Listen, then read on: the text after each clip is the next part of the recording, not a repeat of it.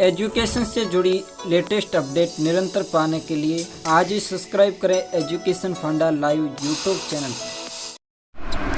नमस्कार दोस्तों, आप सभी का स्वागत है एजुकेशन फंडा लाइव यूट्यूब चैनल पर। दोस्तों आज के वीडियो में हम प्रीवियस ईयर पेपर का सॉल्यूशन करेंगे, यानी बीएसटीसी एग्ज़ाम 2020 में पूछे गए जो सवाल हैं उनका हल करेंगे, क्योंकि ये आपकी आगामी परीक्षा के लिए बेहद ही महत्वपूर्ण साबित होंगे। कई बार प्रीवियस ईयर पेपर में से क्वेश्चन पूछे जाते हैं, तो ये आपके लिए बेहद ही उपयोगी साबित होने वाला है। और बीएसटीसी एवं पीटीटी या फिर कोई अन्य प्रतियोगी परीक्षा से संबंधित आपकी कोई भी जिज्ञासा सुझाव हो तो वह आप कमेंट बॉक्स में ज़रूर लिखें। और साथ ही आपने अभी तक अगर हमारे चैनल को सब्सक्राइब नहीं किया है तो चैनल को सब्सक्राइब ज़रूर करें, ताकि आपको एजुकेशन से जुड़ी लेटेस्ट अपडेट निरंतर मिलती रहेगी। और हाँ, वीडियो को लाइक ज़रूर करें। वीडियो कैसा लगा वो भी आप कमेंट बॉक्स में हमें ज़रूर बताइए। तो चलिए दोस्तों शुरू करते हैं आज का हमारा वीडियो। दोस्तों आज के हमारे पहले क्वेश्चन की ओर चलते हैं, और आज का हमारा पहला क्वेश्चन है, वैभवशाली कलात्मक नगरी चंद्रावती पर 11वीं एवं 12वीं शताब्दी में किस वंश के शासकों का शासन रहा? Option A Gurjar Pratihar, option B Abu के परमार, ऑप्शन सी सांबर के चौहान, ऑप्शन डी गोहिल सिसोदिया। यानी आपको बताना है कि वैभवशाली कलात्मक नगरी चंद्रावती पर 11वीं एवं 12वीं शताब्दी में किस वंश के शासकों का शासन रहा? तो दोस्तों इस क्वेश्चन का करेक्ट आंसर है ऑप्शन बी, यानी आबू के परमार। तो इस क्वेश्चन का करेक्ट आंसर हुआ ऑप्शन बी, यानी आबू के परमार। और दोस्तों आप इसकी पीडीएफ फाइल भी डाउनलोड कर सकते हैं, जिसका लिंक मैं नीचे डिस्क्रिप्शन बॉक्स में भी दे दूंगा और नीचे कमेंट बॉक्स में भी पिन कर दूंगा। तो वहां से आप इसकी पीडीएफ फाइल डाउनलोड कर सकते हैं। और आपका कोई भी सुझाव हो तो वो भी आप कमेंट बॉक्स में ज़रूर लिखें। और हम आपके लिए निरंतर पीटीटी एवं बीएसटीसी के लिए उपयोगी प्रश्नों की सीरीज निरंतर ला रहे हैं, तो उन्हें भी आप ज़रूर देखें। और आप हमारी कम्युनिटी पोस्ट में भी जाके आपके लिए डेली एक क्विज कराया जाता है, उस पर भी ज़रूर आंसर दें। आपकी प्रतियोगी परीक्षाओं के लिए बेहद ही उपयोगी साबित होंगे। तो चलिए दोस्तों चलते हैं आज के हमारे दूसरे क्वेश्चन की ओर। दोस्तों आज का हमारा क्वेश्चन नंबर 2 है, क्षेत्रपाल राजस्थान संस्कृति का एक महत्वपूर्ण पहलू पूजा जाता है। ऑप्शन ए ग्राम देवता के रूप में, ऑप्शन बी ग्राम अधिकारी के रूप में, ऑप्शन सी एक पूर्वज के रूप में, ऑप्शन डी एक संत के रूप में। यानी क्वेश्चन पूछा है कि क्षेत्रपाल राजस्थान संस्कृति का एक महत्वपूर्ण पहलू पूजा जाता है। तो दोस्तों आप जानते हैं क्षेत्रपाल या खेतपाल के नाम से जो है वो ग्राम देवता के रूप में पूजा जाता है। तो इस क्वेश्चन का करेक्ट आंसर होगा ऑप्शन ए, यानी ग्राम देवता के रूप में। इस क्वेश्चन का करेक्ट आंसर हो गया ऑप्शन ए, यानी क्षेत्रपाल जो राजस्थान संस्कृति का एक महत्वपूर्ण पहलू पूजा जाता है वो ग्राम देवता के रूप में पूजा जाता है। चलिए दोस्तों चलते हैं आज के हमारे अगले क्वेश्चन की ओर, यानी क्वेश्चन नंबर 3 की ओर। दोस्तों हमारा क्वेश्चन नंबर 3 है, निम्नलिखित में से कौन सा वाद्य यंत्र तत्वाद्य नहीं है? ऑप्शन ए अलगोजा, ऑप्शन बी कामायचा, ऑप्शन सी जंतर, ऑप्शन डी हत्ता। तो दोस्तों आपको बताना है कि इन वाद्य यंत्रों में से कौन सा तत्वाद्य यंत्र नहीं है। तो क्वेश्चन नंबर 3 का करेक्ट आंसर होगा ऑप्शन ए, यानी अलगोजा जो है वो तत्वाद्य यंत्र नहीं है। चलिए दोस्तों चलते हैं अगले क्वेश्चन की ओर। Question number 4। क्वेश्चन नंबर 4 है, राजस्थान में क्षेत्रफल की दृष्टि से सबसे छोटा जिला कौन सा है? Option A Dholpur, option B Bharatpur, option C Karauli, option D Sawai Madhopur. यानी आपको बताना है कि राजस्थान में क्षेत्रफल की दृष्टि से सबसे छोटा जिला कौन सा है। तो दोस्तों इस क्वेश्चन का करेक्ट आंसर है ऑप्शन ए, यानी राजस्थान में जो क्षेत्रफल की दृष्टि से सबसे छोटा जिला है वो है धौलपुर। और राजस्थान में क्षेत्रफल की दृष्टि से सबसे बड़ा जिला जो है वो है जैसलमेर।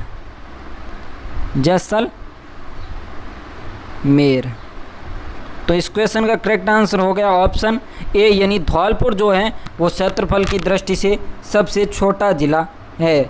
चलते हैं अगले क्वेश्चन की ओर। Question number 5। दोस्तों क्वेश्चन नंबर 5 है, राजस्थान में विद्यालय एवं व्यापक शिक्षा योजना निर्माण, क्रियान्वयन एवं मूल्यांकन के लिए सर्वोच्च शैक्षिक संगठन है। Option A RSCERT Udaipur, option B IASE Bikaner, option C DIET DIET Jaipur, option D RRE Ajmer. यानी आपको बताना है कि राजस्थान में विद्यालय एवं व्यापक शिक्षा योजना निर्माण, क्रियान्वयन एवं मूल्यांकन के लिए सर्वोच्च शैक्षिक संगठन है। तो इस क्वेश्चन का करेक्ट आंसर होगा ऑप्शन ए, यानी RSCERT उदयपुर। तो इस क्वेश्चन का करेक्ट आंसर हो गया आपके ऑप्शन ए, RSCERT उदयपुर। तो ये इस क्वेश्चन का करेक्ट आंसर है। चलिए दोस्तों चलते हैं आज के हमारे अगले क्वेश्चन की ओर। Question number 6। आज का हमारा क्वेश्चन नंबर 6 है, कोटा के किस शासक के काल को कोटा स्कूल की चित्रशैली का उत्कृष्ट काल माना जाता है। ऑप्शन ए महाराव शत्रुसाल सिंह प्रथम, option B Maharao Kishore Singh, option C Maharao Shatrusal Singh, option D Maharao Umed Singh प्रथम। यानी आपको बताना है कि कोटा के किस शासक के काल को कोटा स्कूल की चित्रशैली के लिए उत्कृष्ट काल माना जाता है। तो दोस्तों इस क्वेश्चन का करेक्ट आंसर है ऑप्शन डी, यानी महाराव उमेद सिंह प्रथम के काल को कोटा स्कूल की चित्रशैली का उत्कृष्ट काल माना जाता है। आप चाहें तो इनके स्क्रीनशॉट भी निरंतर ले सकते हैं। चलिए दोस्तों चलते हैं आज के हमारे अगले क्वेश्चन की ओर। Question number 7।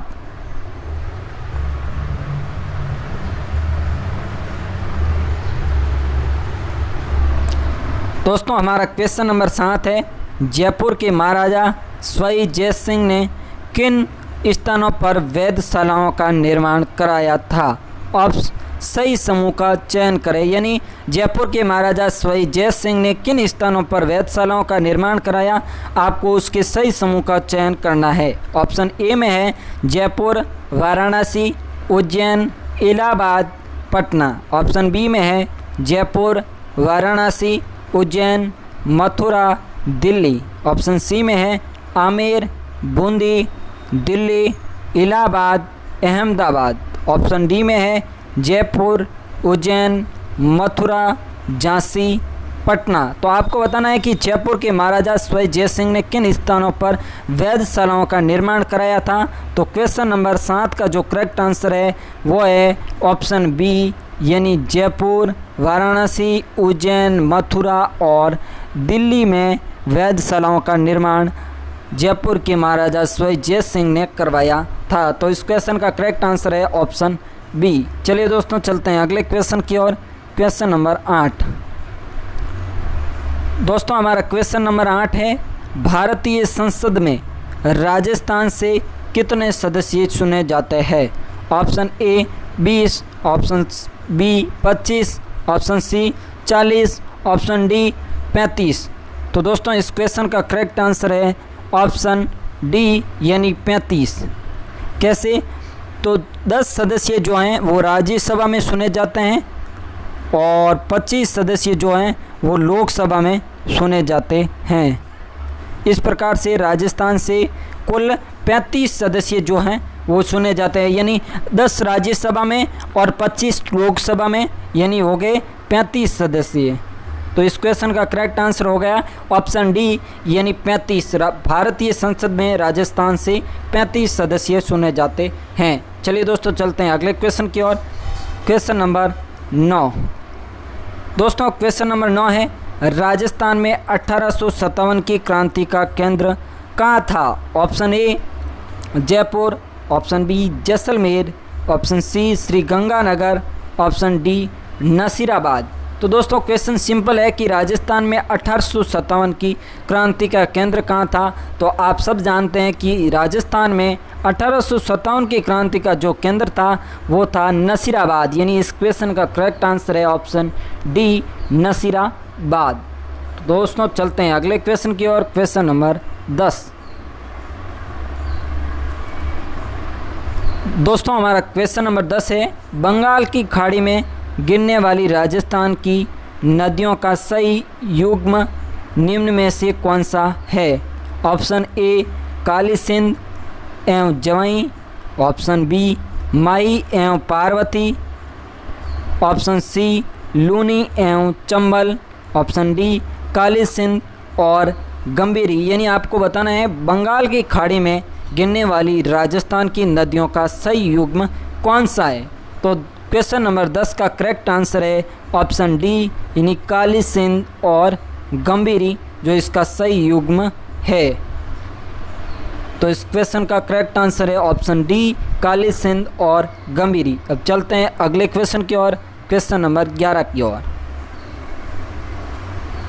दोस्तों आज का हमारा क्वेश्चन नंबर 11 है, फल्गुबाई संबंधित है। ऑप्शन ए भवाई नृत्य से, ऑप्शन बी चरी नृत्य से, ऑप्शन सी कालबेलिया नृत्य से, ऑप्शन डी तेरा ताली नृत्य से। तो दोस्तों क्वेश्चन नंबर 11 का करेक्ट आंसर है ऑप्शन बी यानी जो फल्गुबाई है वो चरी नृत्य की प्रसिद्ध नृत्यांगना है। तो इस क्वेश्चन का करेक्ट आंसर हो गया ऑप्शन बी यानी चरी नृत्य। चरी नृत्य की प्रसिद्ध नृत्यांगना जो है वो है फल्गुबाई। यहाँ पर भाई की जगह बाई है, ये मिसप्रिंट हो गया, यहाँ भाई की जगह बाई है। तो फल्गुबाई जो है वो भवाई चरी नृत्य की प्रसिद्ध नृत्यांगना है। चलिए दोस्तों चलते हैं अगले क्वेश्चन की ओर। Question number 12।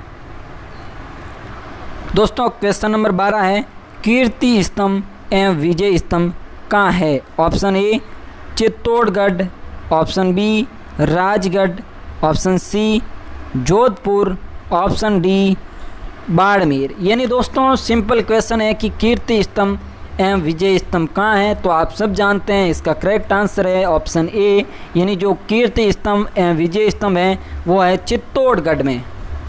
तो चलिए दोस्तों चलते हैं अगले क्वेश्चन की ओर। Question number 13।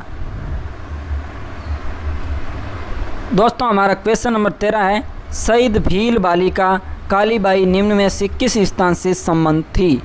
Option A Rastapal, option B Sagwara, option C Bichhiwara, option D Gorakhera. तो दोस्तों क्वेश्चन नंबर 13 का करेक्ट आंसर है ऑप्शन ए यानी रास्तापाल।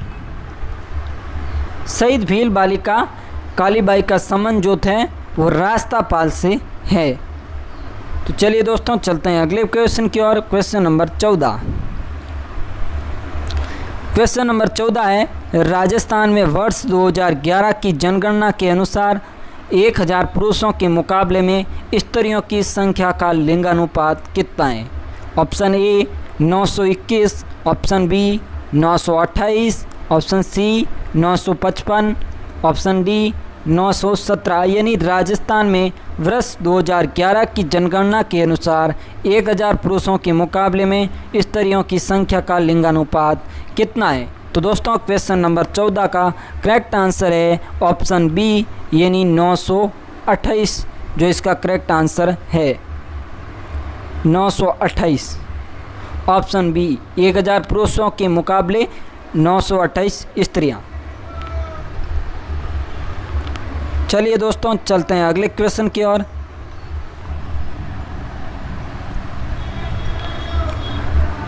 दोस्तों क्वेश्चन नंबर 15 की ओर चलते हैं। क्वेश्चन नंबर 15 है, भोराट का पठार राजस्थान के किन जिलों में फैला हुआ है? Option A Udaipur Rajsamand, option B Banswara Dungarpur, option C Dungarpur Pratapgarh, option D Chittorgarh Udaipur. यानी आपको बताना है कि भोराट का पठार राजस्थान के किन जिलों में फैला हुआ है। तो क्वेश्चन नंबर 15 का करेक्ट आंसर है ऑप्शन ए यानी उदयपुर और राजसमंद इसका करेक्ट आंसर है। चलिए दोस्तों चलते हैं अगले क्वेश्चन की ओर। Question number 16। दोस्तों हमारा क्वेश्चन नंबर 16 है, जनगणना 2011 के अनुसार राजस्थान के निम्नलिखित में से किन जिलों के जोड़े में सबसे कम साक्षरता दर है? ऑप्शन ए सिरोही और प्रतापगढ़, ऑप्शन बी जालोर और बांसवाड़ा, ऑप्शन सी सिरोही, जालोर और सिरोही, ऑप्शन डी जालोर और प्रतापगढ़। यानी आपको बताना है कि जनगणना 2011 के अनुसार राजस्थान के निम्नलिखित में से किन जिलों के जोड़े में सबसे कम साक्षरता दर है। तो क्वेश्चन नंबर 16 का करेक्ट आंसर है ऑप्शन डी यानी जालोर और प्रतापगढ़ इसका करेक्ट आंसर है। जालोर और प्रतापगढ़ जिलों में जो साक्षरता दर सबसे कम है जो इस जोड़े में जो है। तो चलिए दोस्तों चलते हैं अगले क्वेश्चन की ओर। क्वेश्चन नंबर 17 दोस्तों, क्वेश्चन नंबर 17 जो है वो है कि घग्गर नदी के किनारे बचा हुआ नगर कौन सा है। Option A Hanumangarh, option B Ramgarh, option C Ajmer, option D Jaipur. तो आपको बताना है कि घग्गर नदी के किनारे बसा हुआ नगर कौन सा है। तो इस क्वेश्चन का करेक्ट आंसर है ऑप्शन ए यानी हनुमानगढ़ है जो घग्गर नदी के किनारे बचा हुआ नगर है। चलिए दोस्तों चलते हैं अगले क्वेश्चन की ओर। क्वेश्चन नंबर 18 दोस्तों, हमारा क्वेश्चन नंबर 18 है 2011 की जनगणना के अनुसार राजस्थान के किस जिले की सर्वाधिक साक्षरता दर है। Option A Jaipur, option B Kota, option C Sikar, option D Alwar. आपको बताना है कि 2011 की जनगणना के अनुसार राजस्थान के किस जिले की सर्वाधिक साक्षरता दर है। तो क्वेश्चन नंबर 18 का करेक्ट आंसर है ऑप्शन बी यानी कोटा जिले की साक्षरता दर अधिक है। तो इस क्वेश्चन का करेक्ट आंसर हो गया ऑप्शन बी। चलिए दोस्तों चलते हैं अगले क्वेश्चन की ओर। क्वेश्चन नंबर 19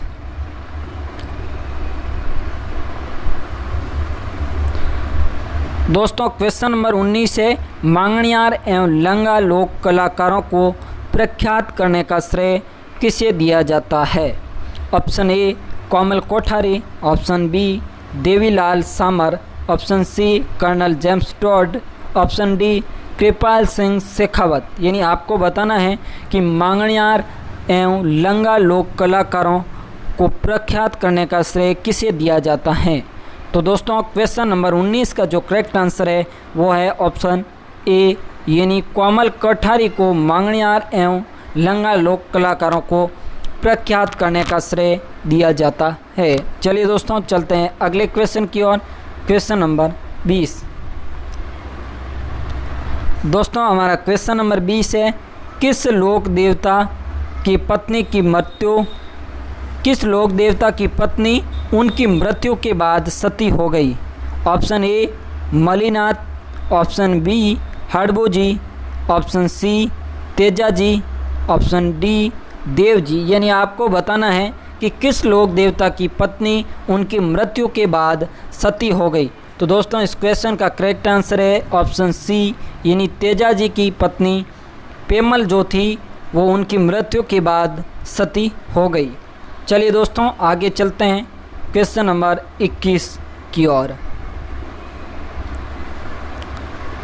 दोस्तों क्वेश्चन नंबर 21 है राजस्थान की निम्न में से कौन सी फसल मावठ से लाभान्वित नहीं होती है। ऑप्शन ए गेहूँ, ऑप्शन बी चना, ऑप्शन सी सरसों, ऑप्शन डी कपास। यानी आपको बताना है कि राजस्थान की निम्न में से कौन सी फसल मावठ से लाभान्वित नहीं होती है। तो दोस्तों क्वेश्चन नंबर 21 का जो करेक्ट आंसर है वो है डी यानी कपास की फसल है वो मावठ से लाभान्वित नहीं होती है। चलिए दोस्तों चलते हैं अगले क्वेश्चन की ओर। क्वेश्चन नंबर 22 दोस्तों क्वेश्चन नंबर 22 है जला गीत स्त्रियों द्वारा कब गाया जाता है। ऑप्शन ए कुआं पूजन के समय, ऑप्शन बी जल झूलनी एकादशी के अवसर पर, ऑप्शन सी वर की बारात का डेरा देखने जाने पर, ऑप्शन डी तीज पूजन के अवसर पर। यानी आपको बताना है कि जला गीत स्त्रियों द्वारा कब गाया जाता है। तो दोस्तों क्वेश्चन नंबर 22 का जो करेक्ट आंसर है वो है ऑप्शन सी यानी वर की बारात का डेरा देखने जाने पर जला गीत गाया जाता है, जला जलाल। तो ये जो गीत हैं वो स्त्रियों द्वारा वर की बारात का डेरा जब देखने जाती हैं तब इस गीत का गायन करती है। चलिए दोस्तों चलते हैं अगले क्वेश्चन की ओर। Question number 23। दोस्तों क्वेश्चन नंबर 23 है, राजस्थान का मंडावा कस्बा पर्यटकों के लिए आकर्षण का केंद्र है जो प्रसिद्ध है। ऑप्शन ए सैन्य संग्रहालय के लिए, ऑप्शन बी मंदिर समूह के लिए, ऑप्शन सी राजप्रासादों के लिए, ऑप्शन डी चित्रित हवेलियों एवं चित्रों के लिए। तो राजस्थान का जो मंडावा कस्बा है वो पर्यटकों के लिए आकर्षण का प्रसिद्ध कारण है। जो प्रसिद्ध है वो किस लिए प्रसिद्ध हैं? तो इस क्वेश्चन का करेक्ट आंसर है आपके ऑप्शन डी, यानी चित्रित हवेलियों एवं चित्रों के लिए। तो राजस्थान का मंडावा कस्बा किस लिए प्रसिद्ध है? वो है चित्रित हवेलियों एवं चित्रों के लिए प्रसिद्ध है। चलिए दोस्तों चलते हैं अगले क्वेश्चन की ओर। Question number 24। दोस्तों क्वेश्चन नंबर 24 है, शेख सादी की गुलिस्ता की पांडुलिपि को चित्रित करने वाला बलदेव राजपूताना की किस चित्र शैली से संबंधित था?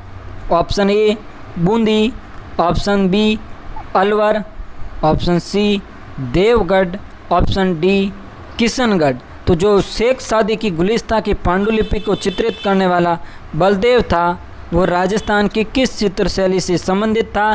तो इस क्वेश्चन का करेक्ट आंसर है ऑप्शन बी, यानी अलवर। अलवर चित्र शैली से बलदेव का संबंध था। तो चलिए दोस्तों चलते हैं अब अगले क्वेश्चन की ओर। क्वेश्चन नंबर 25 की ओर। दोस्तों हमारा क्वेश्चन नंबर 25 है, भारतीय प्राचीन लिपिमाला के लेखक कौन है? Option A Gauri Shankar Hirachand Ojha, option B Vishweshwar Nath Reu, option C Ramkaran Asopa, option D Muni Jin Vijay. यानी आपको बताना है कि भारतीय प्राचीन लिपिमाला के लेखक कौन है। तो दोस्तों इस क्वेश्चन का करेक्ट आंसर है ऑप्शन ए, यानी गौरी शंकर हीराचंद ओझा जो है वो भारतीय प्राचीन लिपिमाला के लेखक है। चलिए दोस्तों चलते हैं अगले क्वेश्चन की ओर। Question number 26। दोस्तों क्वेश्चन नंबर 26 है, जामर कोटड़ा की खाने प्रसिद्ध है।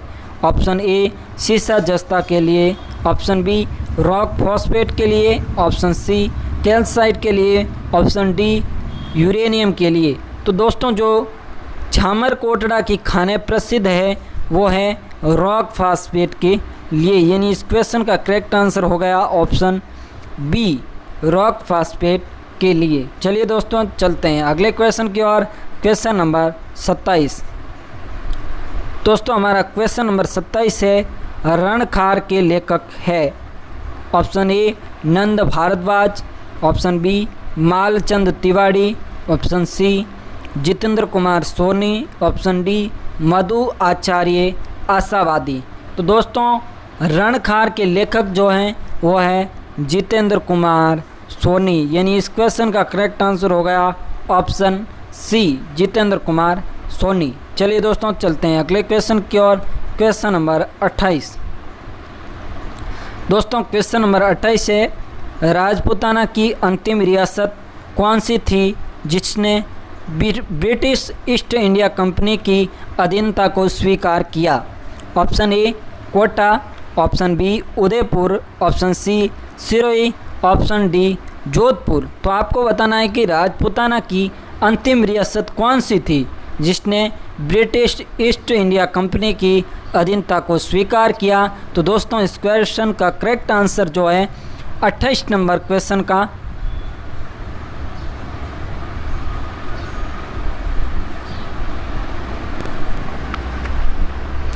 दोस्तों इस क्वेश्चन का करेक्ट आंसर है ऑप्शन सी, यानी सिरोही।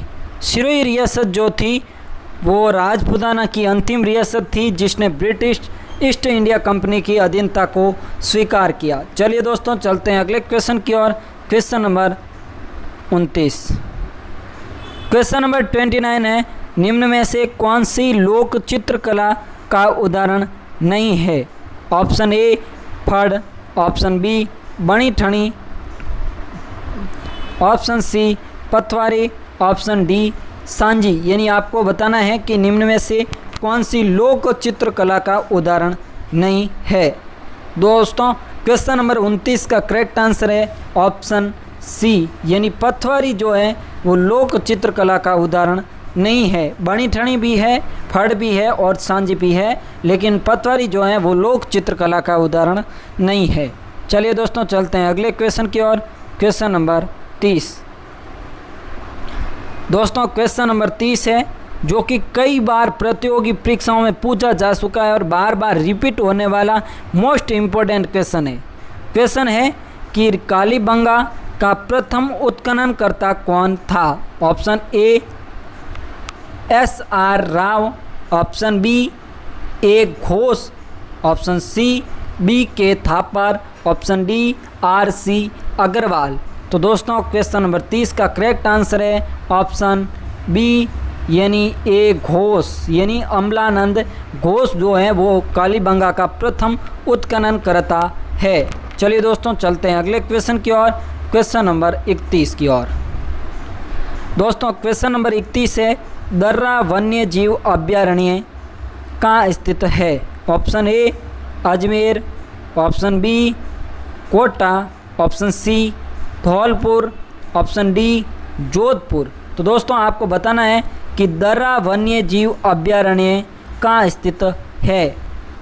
तो दोस्तों इस क्वेश्चन का करेक्ट आंसर है ऑप्शन बी, यानी जो दर्रा वन्य जीव अभयारण्य है वो है कोटा में स्थित है। तो इस क्वेश्चन का करेक्ट आंसर हो गया आपके बी। चलिए दोस्तों चलते हैं अगले क्वेश्चन की ओर। Question number 32। दोस्तों क्वेश्चन नंबर 32 है निम्नलिखित में से किस नृत्य के साथ झांझ नामक वाद्य यंत्र का प्रयोग किया जाता है। ऑप्शन ए कच्छी घोड़ी नृत्य, ऑप्शन बी बम नृत्य, ऑप्शन सी तेरह ताली नृत्य, ऑप्शन डी गमरी नृत्य। यानी किस नृत्य के साथ झांझ नामक वाद्य यंत्र का प्रयोग किया जाता है। तो इस क्वेश्चन का करेक्ट आंसर है ऑप्शन ए, यानी कच्छी घोड़ी नृत्य के साथ झांझ नामक वाद्य यंत्र का प्रयोग किया जाता है। चलिए दोस्तों चलते हैं अगले क्वेश्चन की ओर। Question number 33। दोस्तों क्वेश्चन नंबर 33 है प्रसिद्ध अमरसागर जैन मंदिर राजस्थान के किस जिले में स्थित है या अवस्थित है। दोस्तों ऑप्शन नंबर ए है Barmer, option B Jaisalmer, option C Jodhpur, option D Pali. तो आपको बताना है प्रसिद्ध अमरसागर जैन मंदिर राजस्थान के किस जिले में अवस्थित है। तो दोस्तों इस क्वेश्चन का करेक्ट आंसर है आपके बी, यानी जैसलमेर। जैसलमेर जिले में जो प्रसिद्ध अमरसागर जैन मंदिर है वो स्थित है। चलिए दोस्तों चलते हैं अगले क्वेश्चन की ओर। Question number 34। क्वेश्चन नंबर 34 है ग्राम पंचायत का सचिव होता है। Option A patwari, option B sarpanch, option C उप सरपंच, ऑप्शन डी ग्राम सेवक। तो आपको बताना है ग्राम पंचायत का सचिव होता है। तो दोस्तों इस क्वेश्चन का करेक्ट आंसर है ऑप्शन डी, यानी ग्राम सेवक है वो ग्राम पंचायत का सचिव होता है। चलिए दोस्तों चलते हैं अगले क्वेश्चन की ओर। Question number 35। दोस्तों क्वेश्चन नंबर 35 है पश्चिम सांस्कृतिक केंद्र उदयपुर के सभापति कौन है। ऑप्शन ए राजस्थान के राज्यपाल, ऑप्शन बी राजस्थान के मुख्यमंत्री, ऑप्शन सी राजस्थान के पर्यटन मंत्री, ऑप्शन डी उदयपुर के संभागीय आयुक्त। तो दोस्तों क्वेश्चन नंबर 35 का जो करेक्ट आंसर है वो है ऑप्शन नंबर ए, यानी राजस्थान के राज्यपाल हैं वो पश्चिम क्षेत्र सांस्कृतिक केंद्र उदयपुर के सभापति है। चलिए दोस्तों चलते हैं अगले क्वेश्चन की ओर। Question number 36। दोस्तों क्वेश्चन नंबर 36 है राजस्थान की सीमा कितने राज्यों से मिलती है। Option A 5, option B 6, option C 4, option D 3। तो दोस्तों इस क्वेश्चन का करेक्ट आंसर है ऑप्शन ए, यानी जो राजस्थान की सीमा है वो 5 राज्यों से मिलती है। चलिए दोस्तों चलते हैं अगले क्वेश्चन की ओर। Question number 37। दोस्तों क्वेश्चन नंबर 37 है, राजस्थान के कौन से 2 जिलों में जनसंख्या घनत्व 500 व्यक्ति प्रति वर्ग किलोमीटर से अधिक है जनगणना 2011 के अनुसार? Option A Jaipur Dausa, option B Jaipur Bharatpur, option C Jaipur Alwar, option D Jaipur Banswara. तो राजस्थान के ऐसे कौन से 2 जिले हैं जिनका जनसंख्या घनत्व 500 व्यक्ति प्रति वर्ग किलोमीटर से अधिक है? तो इस क्वेश्चन का करेक्ट आंसर होगा ऑप्शन बी, यानी जयपुर और भरतपुर जिले जो हैं उनका जनसंख्या घनत्व 500 व्यक्ति प्रति वर्ग किलोमीटर से अधिक है। चलिए दोस्तों चलते हैं अगले क्वेश्चन की ओर। Question number 38। दोस्तों क्वेश्चन नंबर 38 है, महाराणा कुंभा के शासनकाल में दिल्ली सल्तनत में किन राजवंशों का शासन था? ऑप्शन ए दास खिलजी वंश, ऑप्शन बी तुगलक सैयद वंश, ऑप्शन सी सैयद लोदी वंश, ऑप्शन डी लोदी मुगल वंश। तो महाराणा कुंभा के शासनकाल में दिल्ली सल्तनत में किन राजवंशों का शासन था? तो दोस्तों क्वेश्चन नंबर 38 का करेक्ट आंसर है ऑप्शन सी, यानी सैयद और लोदी वंश का शासन था। चलिए दोस्तों चलते हैं अगले क्वेश्चन की ओर। Question number 39। दोस्तों क्वेश्चन नंबर 39 है, प्रसिद्ध पर्यटक स्थल सामोद महल राजस्थान के किस जिले में स्थित है? Option A Jaipur, option B Alwar, option C Bharatpur, option D Tonk. तो दोस्तों आपको बताना है कि प्रसिद्ध पर्यटक स्थल सामोद महल राजस्थान के किस जिले में स्थित है? तो दोस्तों क्वेश्चन नंबर 39 का करेक्ट आंसर है ऑप्शन ए, यानी प्रसिद्ध सामोद महल जयपुर जिले में स्थित है। चलिए दोस्तों चलते हैं अगले क्वेश्चन की ओर। Question number 40। दोस्तों क्वेश्चन नंबर 40 है, राजस्थान का क्षेत्रफल भारत के क्षेत्रफल के कितने प्रतिशत के लगभग है? Option A 11%, option B 8%, option C 15%, option D 5%। तो दोस्तों आपको बताना है राजस्थान का क्षेत्रफल भारत के क्षेत्रफल के कितने प्रतिशत के लगभग है? तो दोस्तों इस क्वेश्चन का करेक्ट आंसर है 11%। लगभग करेक्ट है इसका 10.41%। ये इसका करेक्ट आंसर है, यानी लगभग 11%। चलिए दोस्तों चलते हैं अगले क्वेश्चन की ओर। Question number 41। दोस्तों क्वेश्चन नंबर 41 है, निम्नलिखित में से राजस्थान के किस जिले के अंतर्राष्ट्रीय सीमा सबसे छोटी है? Option A Jaisalmer, option B Bikaner, option C Barmer, option D Ganganagar. यानी आपको बताना है कि निम्नलिखित में से राजस्थान के किस जिले की अंतर्राष्ट्रीय सीमा सबसे छोटी है? तो दोस्तों क्वेश्चन नंबर 41 का करेक्ट आंसर है ऑप्शन बी, यानी बीकानेर। बीकानेर जिले की जो अंतर्राष्ट्रीय सीमा है वो सबसे छोटी है। चलिए दोस्तों चलते हैं अगले क्वेश्चन की ओर। Question number 42। क्वेश्चन नंबर 42 थोड़ा आपको छोटा दिखाई देगा क्योंकि 2 पार्ट में डिवाइड है। मैं आपको इसको ठीक करके बताता हूँ। क्वेश्चन नंबर 42 है, राजस्थान में आवास संबंधी आवश्यकताओं की पूर्ति हेतु राजस्थान आवासन मंडल की स्थापना कब की गई? ऑप्शन ए 8 मार्च 2008, ऑप्शन बी 24 फरवरी 1970, ऑप्शन सी 31 जुलाई 1997, ऑप्शन डी 2 अक्टूबर 1986। तो आपको बताना है कि राजस्थान में आवास संबंधी आवश्यकताओं की पूर्ति हेतु राजस्थान आवासन मंडल की स्थापना कब की गई? तो दोस्तों क्वेश्चन नंबर 42 का करेक्ट आंसर है ऑप्शन बी, यानी 24 फरवरी 1970 को। चलिए दोस्तों चलते हैं अगले क्वेश्चन की ओर। Question number 43।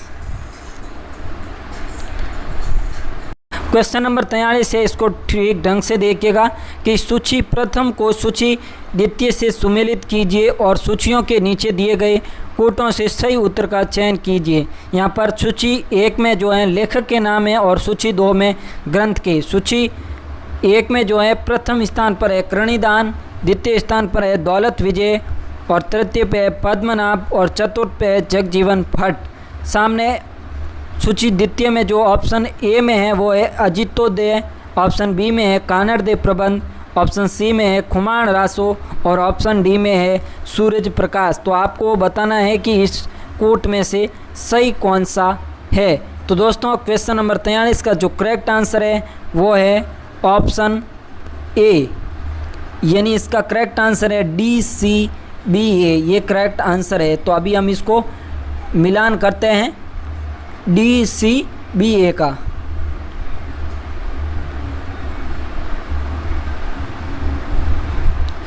यहाँ पर देखिए DCBA इसका करेक्ट आंसर है।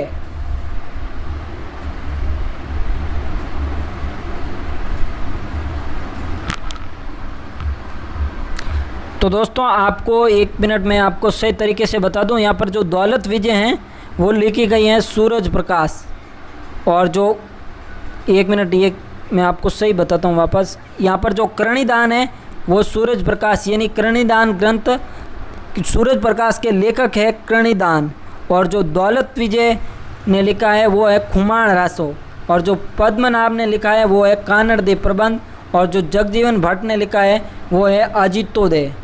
तो आपको ठीक ढंग से समझ में नहीं आया तो मैं वापस बता देता हूँ इसका एक बार।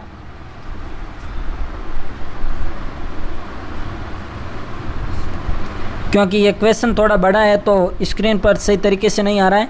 यानी जो करणीदान ने लिखा है वो है सूरज प्रकाश, ठीक है, और जो दौलत विजय लिखा है, दौलत विजय ने लिखा है खुमान रासो, और पद्मनाभ ने लिखा है कानड़देव प्रबंध, और जो जगजीवन भट्ट है उन्होंने लिखा है अजितोदय। तो आप स्क्रीनशॉट ले सकते हैं इसका, ये इसका जो करेक्ट आंसर है। तो चलिए दोस्तों चलते हैं अगले क्वेश्चन की ओर। Question number 44। क्वेश्चन नंबर 44 है, सिरोही राज्य प्रजामंडल का संस्थापक था।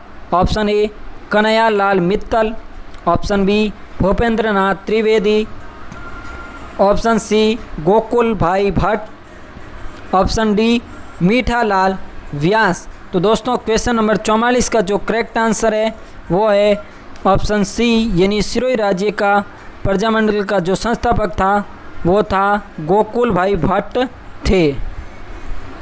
चलिए दोस्तों चलते हैं अगले क्वेश्चन की ओर। Question number 45। दोस्तों क्वेश्चन नंबर 45 है, राजस्थान में मंत्री परिषद के सदस्यों की अधिकतम संख्या होती है।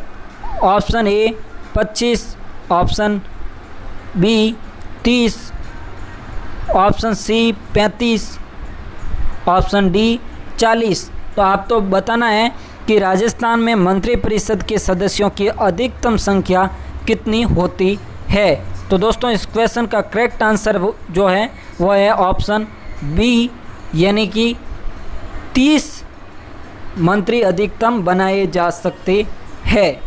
चलिए दोस्तों चलते हैं अगले क्वेश्चन की ओर। Question number 46। दोस्तों क्वेश्चन नंबर 46 है, भील जनजाति राज्य के किस भाग में मुख्यतः निवास करती है। ऑप्शन ए उत्तरी भाग में, ऑप्शन बी पूर्वी भाग में, ऑप्शन सी दक्षिणी भाग में, ऑप्शन डी पश्चिमी भाग में। तो आपको बताना है भील जनजाति राज्य के किस भूभाग में मुख्यतः निवास करती है। तो दोस्तों इस क्वेश्चन का करेक्ट आंसर है ऑप्शन सी, यानी दक्षिणी भाग में। चलिए दोस्तों चलते हैं अगले क्वेश्चन की ओर। Question number 47। दोस्तों क्वेश्चन नंबर 47 है, राजस्थान में व्यापारिक फसलों में नरमा किस्म फसल संबंधित है, यानी नरमा किस फसल से संबंधित है, यानी नरमा किसकी किस्म है। ऑप्शन ए गन्ना से, ऑप्शन बी कपास से, यहाँ स लिखना टेक्निकल एरर की वजह से नहीं लिखा गया है, ये यहाँ पर है कपास। ऑप्शन सी तंबाकू से, ऑप्शन डी जोजोबा से। तो आपको बताना है राजस्थान में व्यापारिक फसलों में नरमा किस्म किस फसल से संबंधित है। तो दोस्तों क्वेश्चन नंबर 47 का जो करेक्ट आंसर है वो है ऑप्शन बी, यानी नरमा जो है वो कपास की किस्म है। तो इस क्वेश्चन का करेक्ट आंसर हो गया ऑप्शन बी, यानी कपास की जो किस्म है वो नरमा है। चलिए दोस्तों चलते हैं अगले क्वेश्चन की ओर। Question number 48। क्वेश्चन नंबर 48 है राजपूताना मध्य भारत सभा की स्थापना कब हुई। Option A 1919, option B 1924, option C 1905, option D इनमें से कोई नहीं। तो दोस्तों क्वेश्चन नंबर 48 का जो करेक्ट आंसर है वो है ऑप्शन ए, यानी 1919। राजपूताना मध्य भारत सभा की स्थापना 1919 में हुई। चलिए दोस्तों चलते हैं अगले क्वेश्चन की ओर। Question number 49। निम्नलिखित में से कौन जोधपुर राज्य का शासक नहीं था। Option A Jaswant Singh, option B Ajit Singh, option C Anoop Singh, option D Mota Raja Uday Singh. तो दोस्तों क्वेश्चन नंबर 49 का जो करेक्ट आंसर है वो है ऑप्शन सी, यानी अनूप सिंह जो थे वो जोधपुर राज्य के शासक नहीं थे। आज का अंतिम और 50वां प्रश्न है हमारे सामने। क्वेश्चन नंबर 50 है जो कि आज का अंतिम क्वेश्चन है। दोस्तों क्वेश्चन नंबर 50 है किस विधानसभा चुनाव में राजस्थान विधानसभा की सदस्य संख्या 184 से बढ़ाकर 200 की गई। ऑप्शन ए चौथा, ऑप्शन बी पाँचवा, ऑप्शन सी छठा, ऑप्शन डी सातवां। तो दोस्तों क्वेश्चन नंबर 50 का जो करेक्ट आंसर है वो है ऑप्शन सी, यानी छठे विधानसभा चुनाव में राजस्थान के विधानसभा सदस्यों की संख्या 184 से बढ़ाकर 200 कर दी गई। दोस्तों वीडियो कैसा लगा कमेंट बॉक्स में कमेंट करके ज़रूर बताइए। हम आपके लिए निरंतर ऐसी वीडियो लाते रहेंगे। वीडियो पसंद आया हो तो लाइक भी ज़रूर कीजिए और चैनल को सब्सक्राइब कर लीजिए ताकि आपको एजुकेशन से जुड़ी अपडेट निरंतर मिलती रहेगी। आज के वीडियो में इतना ही, फिर मुलाकात होगी एक नए वीडियो में। तब तक के लिए जय हिंद जय भारत। एजुकेशन से जुड़ी लेटेस्ट अपडेट निरंतर पाने के लिए आज ही सब्सक्राइब करें एजुकेशन फंडा लाइव यूट्यूब चैनल।